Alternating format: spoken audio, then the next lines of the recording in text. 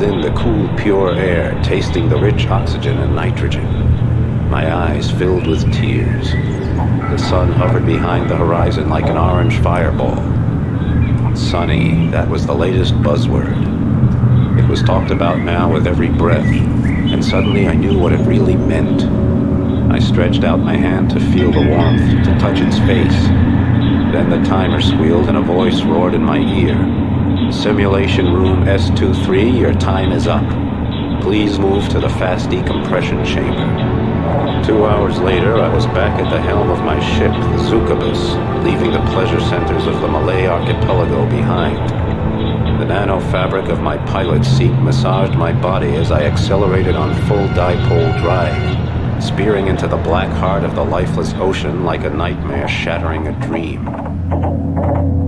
But the oceans were no longer as dead as they seemed.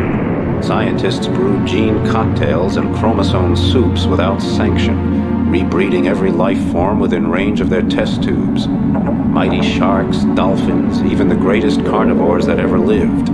Primordial beasts that had terrorized the oceans 150 million years ago. The scientists did what they pleased, including creating new branches of life where evolution refused to go. They earned so many credits with their tinkering that even the most powerful computers struggled to keep up with the total. But behind the glittering facade of tungsten, titanium, and niobium, the calcareous whole of human existence was crumbling. The frequency of mass disasters increased dramatically. Amok runners, psychotics, high-tech slave drivers, gene adulterators, and slick techno-dealers prowled everywhere, plunging habitats and dwellings into chaos. My name is Emerald Deadeye Flint. I'm tracking down the remaining bionts scattered throughout the oceans. Each one a potent germ posing danger to the world of Aqua. I carry out the Biont mission with my 4 wing pilots, Desgrange, Piccolini, Harper, and Bonham, and my onboard computer, Sally. My clients are international, representing every government.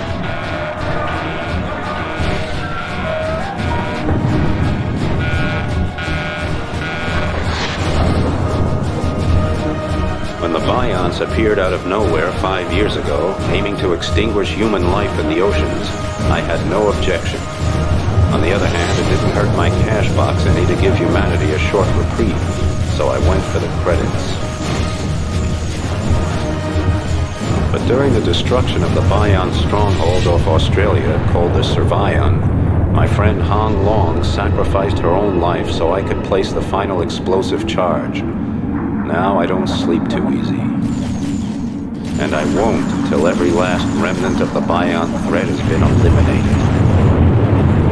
My last job was in Neapolis, the capital of the Atlantic Federation. Neapolis, home to the eccentric techno-bourgeois, a genetically zapped and nano-tuned group wasting their senseless lives trying to establish the optimal political system in Aqua. All the while, Neapolis sinks deeper and deeper into a slick of pseudo-democracy, racism, techno-devotion, and corruption. Now the new line, who call themselves Democrats, are making the capital ungovernable, leading only to endless discussions, bureaucratic acrobatics, and a weakened city with a leaderless army. I was glad I was finished there and on my way to the tornado zone in the Eastern Pacific.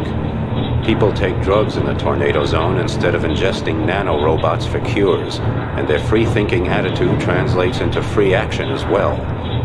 I was homesick, and I missed every screwball and dangerous freak who'd be waiting there to greet me.